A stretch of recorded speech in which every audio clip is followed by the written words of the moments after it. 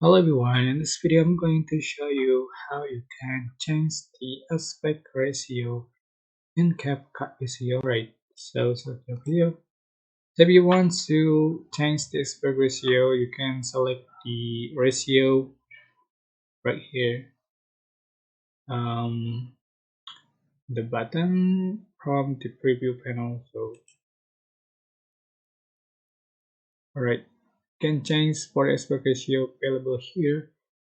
For example, I'm going to select this one to one for the aspect ratio to create the Instagram feed. I think just merge it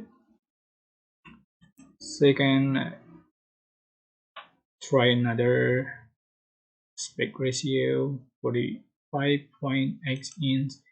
This for the TikTok content, I think. All right, so that's how you can change the aspect ratio from CapCut PC. I hope this tutorial is helpful for you guys. Don't forget to like, comment, share, and also subscribe.